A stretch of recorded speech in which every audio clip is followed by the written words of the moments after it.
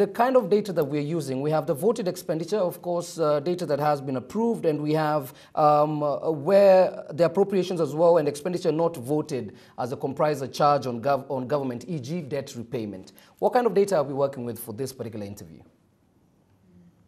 Thank you very much. Yes. In total, we are looking at 1.9 trillion Kenya shillings as the overall envelope. And within that 1.9 trillion, we're only seeing about 3.5% allocated towards food and nutritional security. That, in our view, is a very, very small number. In terms of shillings, that's only about under 60 billion Kenya shillings. We'd like to see more of that.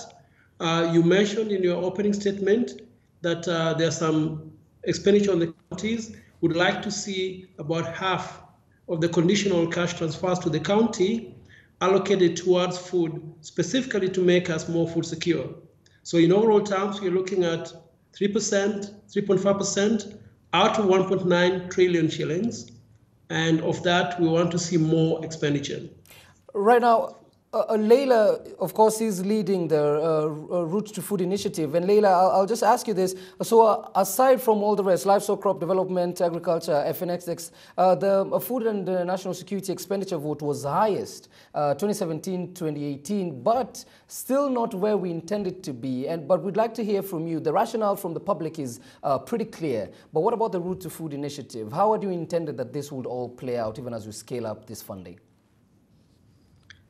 I think, George, you know, the funding has been scaled marginally over the last, you know, for the last previous 2 years, fiscal year's budget, specifically towards the agricultural sector, which in Kenya is what we would argue is the food, nutrition, security sector. So it excludes, you know, we're not looking at other sectoral budgets, for example, health and environment, all of which contribute greatly to the realization of the right to food or for Kenya to be food secure.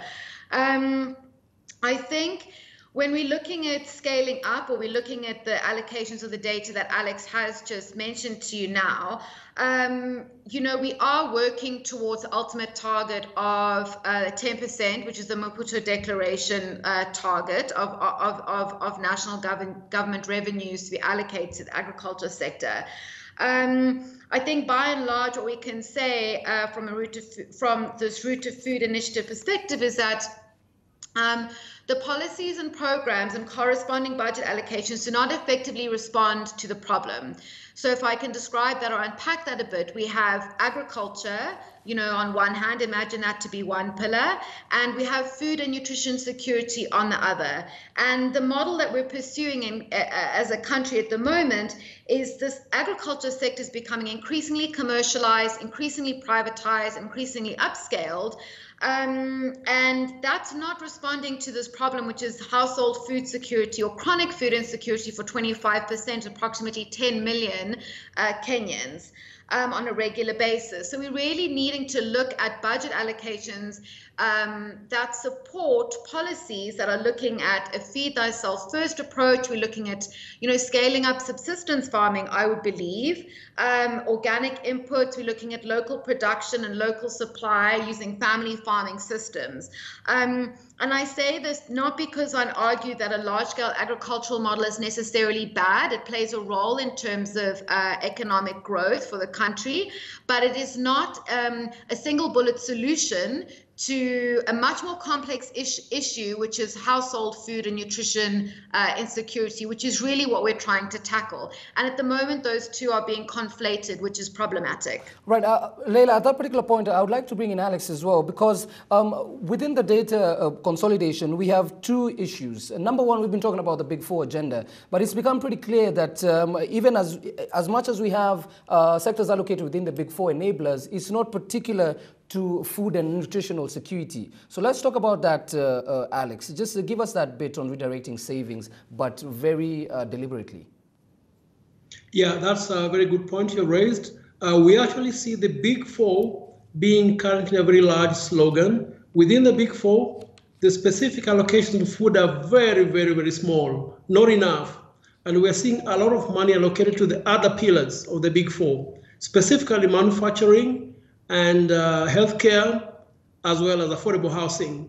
In fact, specific taxes have been actually earmarked towards universal health care and affordable housing and nothing towards food. The incentives towards the food sector are much fewer and not as extensive as manufacturing. So we are seeing the food and nutritional security pillar not being allocated enough funding.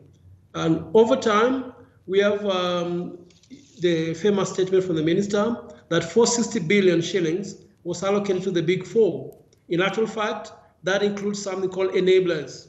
And those enablers have the bulk of money allocated to the so-called big four. So we are seeing a lot more money and spending allocated towards the enablers and not to the core big four pillars, and in particular food within the big four. But maybe just as a follow-up, in regards to adopting zero-based budgeting, this was not evident in the budget. Would you tell us why you think that was omitted, or maybe that's just the norm within the regular budgeting?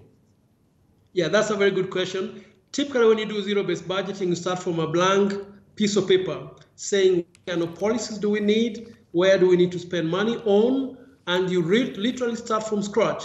We didn't see that because we see on an incremental approach to budgeting. What we spent last year, add X% to get this year's expenditure. So for instance, things that we need to do to spend money on, like grow more food, reduce post-harvest losses, restart extension services, and even make our smallholder farmers more competitive. We didn't see a grounds-up approach towards those areas of expenditure. So the zero-based budgeting did not come through the budget. We didn't see that at all. Right. Alex, let's just move on now to Layla. You'll help us understand how the situation is on ground, because we're talking about the smallholder farmers. Of course, we're talking about exclusion of smallholder farmers producing 75% of the food needed in Kenya. We've seen a lot of parties come in and try to handle an issue, for example, as simple as post-harvest losses. We were talking about 30 to 60% in previous years, and now this has gone a bit lower. So how should the situation be if implemented according to the data that has been provided, even after this commissioning of the post-analysis? I think that, George, I mean, it's difficult to represent all the farmers in Kenya, you know, with my one statement in a short interview. But I think that we need to look at, and we've discussed at length actually this morning in presenting the findings of this report, that, you know, this idea of national food security is somewhat difficult to really define, because if you look at Kenya, it's such a diverse country with so many different ecological zones, and, you know, a very complex food system. So I think we're looking at, you know, you need explicit policies and programs that are really targeted at a specific county level. So for example, let's take Turkana, which is a county in the north.